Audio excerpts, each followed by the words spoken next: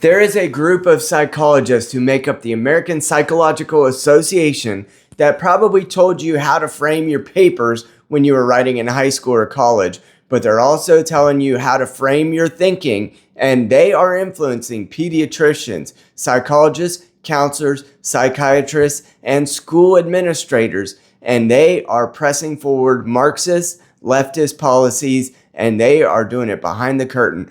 You might not have time to look into it, but I did it for you. Let's go.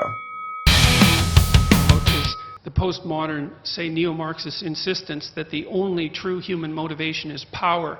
Now, I've been thinking about that in a couple of ways. I think that was actually Marxist sleight of hand at the end of the 1960s, because the original Marxist revolutionary doctrine was that Western society, let's say capitalist society, but you can think about it more broadly as society in general, is basically best conceptualized as a zero-sum game fought to the death between the oppressors and the oppressed. Now, this is all available on the APA website, and they have highlighted certain journal articles that tell the story of their politics, and this would be all a misnomer or not even consequential if it didn't have a direct impact on how your school, your kid's pediatrician, and your kid's hospital are operating on a day-to-day basis. There's absolutely no excuse whatsoever in the 21st century to put forth Marxist doctrines as if they're the bomb that's needed by the compassionate and by the bomb that's administered by the compassionate to the downtrodden. Sorry,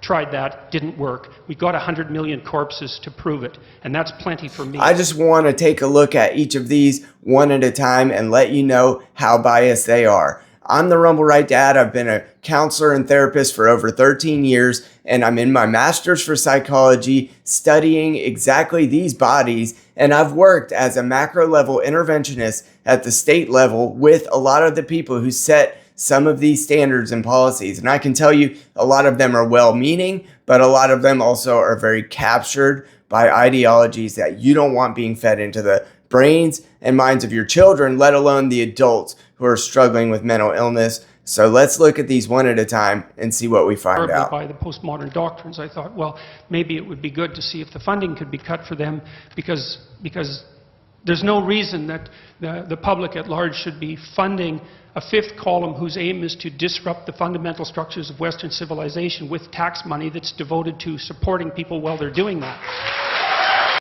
Article number 1 says the Inclusive Language Guide. Privilege exists because of systems of oppression in the United States that have given advantages to individuals who are white, male, and wealthy, among other identities. So this is obviously calling for reverse discrimination or discrimination, however you want to frame it. They are telling the majority of people who read their journal articles that being a white male and wealthy is a privileged status that means that you should essentially bow at the altar of anyone who isn't any of those things. And while there may be a necessity for us to treat everyone with equality and content of character, this is quite simply discrimination, and the APA is putting it on their website as a highlighted journal article. To be concerned about free speech, generally speaking, started to look into the claims that I was making about such things as the legislative policies surrounding Bill C-16. They realized that I was actually just reading what was written on the page and understanding it,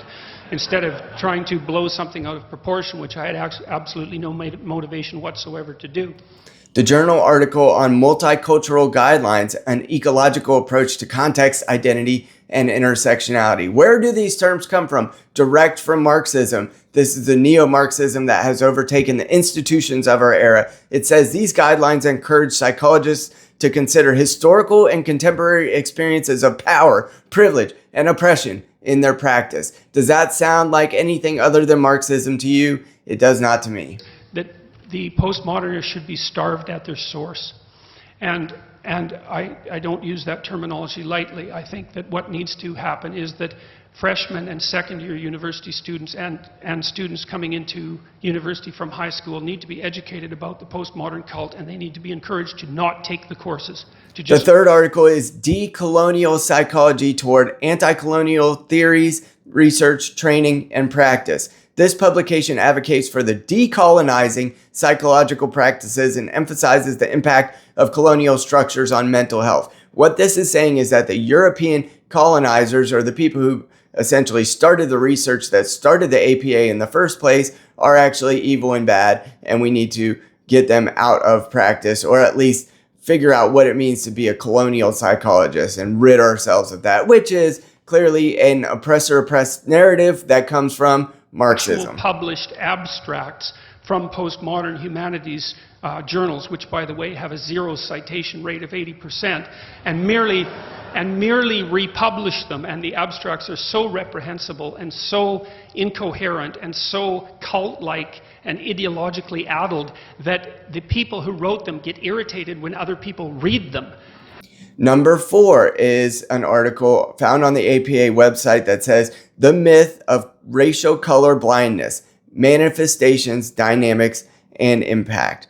This work challenges the notion of color blindness in psychology, arguing that it can perpetuate systemic inequalities. So if you are a psychologist who does not want to treat someone as racially specific, if you want to try to treat them by the content of their character instead of the color of their skin, then you are perpetuating racial color blindness, which is, somehow false in their eyes anyway. An AI system to parse apart the postmodern lexicon automatically, and he set up a website now where students can feed in course descriptions of any sort, and it will spit out whether or not they're postmodern. And he's